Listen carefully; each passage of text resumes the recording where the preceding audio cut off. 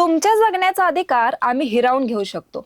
हे वाक्य कुठल्याही हुकुमशाहीचं नाही, हे वाक्य आहे भारताच्या सर्वोच्च न्यायालयाचं. होय, याच देशाच्या सर्वोच्च न्यायालयाने एकदा हे सांगितलं होतं आणि तरीही आपण म्हणतो न्यायालय म्हणजे शेवटचा आधार. मग खरंच न्यायालय नेहमी न्याय देतात की कधी सत्तेपुढे झुकतात? सॉर्ट आउट या चॅनलवरती आज मी हाच प्रश्न घेऊन आली आहे. भारतात न्यायव्यवस्थेची रचना, सर्वात वादग्रस्त निकाल आणि आजची व उद्याची स्थिती सगळं आपण सविस्तर बघणार आहोत. सर्वप्रथम समजून घेऊया भारतीय न्यायव्यवस्थेची रचना. भारतात न्यायव्यवस्था ही त्रिस्तरीय आहे. सर्वात वर आहे सर्वोच्च न्यायालय म्हणजेच सुप्रीम कोर्ट. दिल्लीत असलेले हे न्यायालय संपूर्ण देशाचे अंतिम न्याय मंदिर आहे. त्याखाली येतात राज्यांचे उच्च न्यायालय म्हणजेच हायकोर्ट्स. सध्या भारतात 25 उच्च न्यायालय कार्यरत आहेत आणि सर्वात खालच्या स्तरावर आहेत जिल्हा व दुय्यम न्यायालय. याशिवाय आहेत तालुका स्तरावरील न्यायालय आणि ग्राहक मंच, कामगार न्यायालयासारखी विशेष न्यायालये. घटनेच्या अनुच्छेद 32 आणि अनुच्छेद 226 नुसार नागरिकांना थेट न्यायालयात दाद मागण्याचा अधिकार आहे. हाच अधिकार भारतीय लोकशाहीचा कणा मानला जातो. न्यायाधीशांच्या नेमणुकीसाठी आहे कॉलेजियम पद्धत. यात सरन्यायाधीश आणि ज्येष्ठ न्यायाधीश मिळून नावे ठरवतात. ही पद्धत अनेकदा वादाच्या भोवऱ्यात सापडली आहे, कारण यात सरकारचा थेट सहभाग नसतो. सर्वात वादग्रस्त निकाल. आता थेट मुद्द्यावर येऊयात. सुरुवातीचं हे वाक्य आठवतंय, जगण्याचा अधिकारही हिरावून घेता येतो. तो निकाल भारतीय न्यायव्यवस्थेच्या इतिहासातील सर्वात काळा दिवस मानला जातो. अनेक कायदेतज्ञ आणि इतिहासकारक आजही एकच नाव घेतात. तो निकाल म्हणजे एडीएम जबलपूर विरुद्ध शिवकांत शुक्ला. सन 1970 मधील हा निकाल आणीबाणीच्या काळातही सर्वात काळा अध्याय मानला जातो. 1975 साली देशात आणीबाणी लागू झाली. हजारो विरोधी नेत्यांना विना चौकशी तुरुंगात डांबण्यात आलं. शिवकांत शुक्ला यांनी यावर हॅबियस कॉर्पस याचिका दाखल केली, म्हणजे त्यांना बेकायदेशीर अटकेविरुद्ध न्यायालयात दाद मागायची होती. पण सर्वोच्च न्यायालयाच्या 5 न्यायाधीशांच्या खंडपीठाने धक्कादायक निर्णय दिला.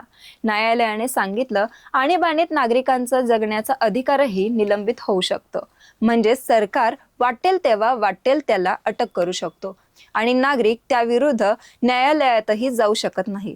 5 पैकी 4 न्यायाधीशांनी हा निर्णय दिला. फक्त एकाच न्यायाधीशांनी याला विरोध केला.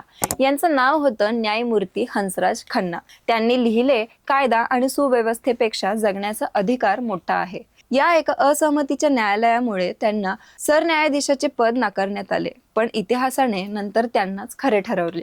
पुढे 3.5 दशकांनी याच निकालाची भरपाई झाली. सन 2017 साली पुट्टास्वामी निकालात सर्वोच्च न्यायालयाने खासगीपणाचा अधिकार मूलभूत अधिकार म्हणून मान्य केला आणि एडीएम जबलपूर निकाल हा स्पष्टपणे रद्दबातल ठरला. न्यायालयाने स्वतःच मान्य केले तो निर्णय चुकीचा होता. त्यामुळे आजही कायद्याच्या विद्यार्थ्यांना हाच निकाल शिकवला जातो, भारतीय न्यायव्यवस्थेच्या इतिहासातील सर्वात मोठी चूक म्हणून. याशिवाय आणखी काही निकाल कायम चर्चेत राहिले. शहाबानो प्रकरणातील निकालाने मुस्लिम महिलांच्या पोटगीचा प्रश्न ऐरणीवर आला. अयोध्या जमिनी वादावरील निकालाने दशकांचा वाद निकाल काढला. तर नवतेज सिंग जोहर निकालाने समलैंगिकतेला गुन्हे ठरवणारे कलम रद्द केले. प्रत्येक निकालाने समाजात नवा संवाद, नवा वाद निर्माण केला. आता बघूयात आजची व्यवस्थापनेची स्थिती काय आहे.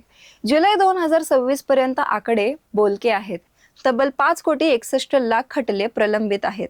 यातील जवळपास 5 कोटी खटले फक्त जिल्हा न्यायालयांमध्ये आहेत. काही खटले तर 30 वर्षांहून अधिक काळ प्रलंबित आहेत. खुद सर्वोच्च न्यायालयाने याला मोठं आव्हान असे म्हटले आहेत. सर्वोच्च न्यायालयातही तब्बल 23,000हून अधिक खटले प्रलंबित आहेत. कॉलेजियम पद्धतीवरही सातत्याने प्रश्न उपस्थित होतो आहे. वेळेवर न्यायाधीशांच्या नेमणुका न झाल्यामुळे प्रकरण साचत जातात. दुसरीकडे न्यायालयांनी काही महत्त्वाचे व निर्णायक निकालही दिले. मार्च 2026 मध्ये सर्वोच्च न्यायालयाने पॉसिव्ह इच्छामरणाला मान्यता दिली. दीर्घकाळ बेशुद्ध अवस्थेत असलेल्या रुग्णाला सन्मानाने मृत्यूचा अधिकार मान्य झाला. सप्टेंबर 2025 मध्ये वक्फ सुधारणा कायद्यावरील याचिकांवरती निकाल आला. न्यायालयाने काही वादग्रस्त तरतुदींना स्थगिती दिली तर काहींना कायम ठेवले. अशा निकालांमधून न्यायालय नाजूक विषयांवरती तोल सांभाळताना दिसतो. आता प्रश्न आहे, भविष्यात न्यायव्यवस्था कुठे जाणार? सर्वप्रथम गरज आहे प्रलंबित खटल्यांचा डोंगर कमी करण्याची. यासाठी तंत्रज्ञानाचा वापर वाढवला जातो आहे. ई कोर्ट्स, व्हिडिओ कॉन्फरन्सिंग सुनावणी, डिजिटल नोंदी यांचा विस्तार होतो आहे. कृत्रिम बुद्धिमत्तेचा वापर करून जुन्या खटल्यांचे विश्लेषण केले जात आहेत. न्यायाधीश आणि लोकसंख्येचे प्रमाण वाढण्याचीही मागणी होत आहे. सध्या दर 10 लाख लोकांमागे फक्त 21 न्यायाधीश आहेत.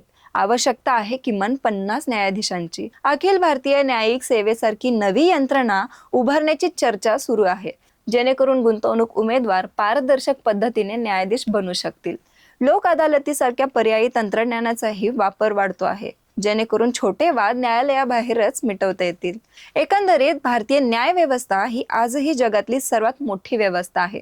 तिच्यावर विश्वास ठेवणारे कोट्यवधी नागरिक आहेत, पण तितकीच मोठी आहे तिच्या समोरची आव्हाने. इतिहासातील चुका मान्य करत, वर्तमानातील अडचणी सोडवत, भविष्यात अधिक सक्षम व्यवस्था उभी करणे हेच खरे आव्हान आहेत.